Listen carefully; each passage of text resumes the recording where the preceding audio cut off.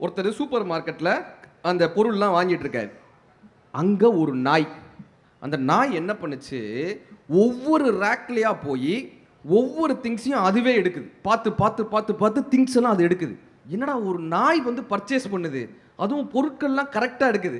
கரெக்டாக வந்து பில்லிங் கவுண்டரில் இந்த கிரெடிட் கார்டை வாய் வழியாக கொடுத்து ஸ்வைப் பண்ணுது, காசை வாங்குது, பில்லை எடுத்துக்குது. இவனுக்கு ஆச்சரியம், இந்த நாயை யாரா ட்ரெயின் பண்ணாங்க, இப்படி ஷாப்பிங் பண்ணுற அளவுக்கு நாயை யார் ட்ரெயின் பண்ண, அதை பார்க்கணுன்றக்கா நாயை ஃபாலோ பண்ணிட்டு போனான். இந்த நாய் என்ன பண்ணுச்சு, கரெக்டாக சிக்னல் கிட்ட வந்து அந்த ரோட்டு கிட்ட வந்து நின்று சிக்னல் போட்ட உடனே ரோடை கிராஸ் பண்ணுச்சு. பாதி நாய் சிக்னலை மதிக்கிறதே கிடையாது. ஒரு பஸ் வந்து நின்றுச்சு. பஸ்ஸில் இவன் என்ன பண்ணா, அந்த பஸ்ஸில் ஏறிடுவோம்டான்ட்டு ஏறிட்டான். கரெக்டாக கண்டக்டர் கிட்ட சில்லறை கொடுத்து டிக்கெட் வாங்குச்சு. எல்லா நாயும் சில்லறை வச்சுக்கிறதே கிடையாது.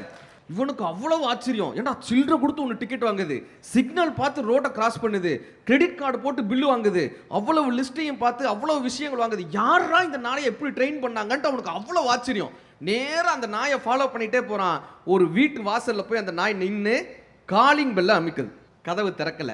2வது வாட்டி அமுக்குச்சு, 3வது வாட்டி அமுக்குச்சு. இப்போ கதவை திறந்துட்டு வெளியே ஒருத்தர் வந்து குச்சி எடுத்து நாயை அந்த அடி அடிச்சான் டங்கால்ட்ட.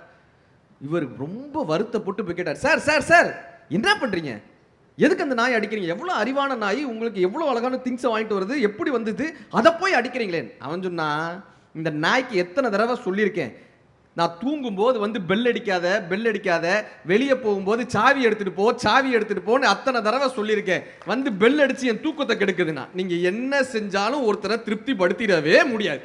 நம்மால் ஒருவரை 100% திருப்தி படுத்திவிடவே முடியாது.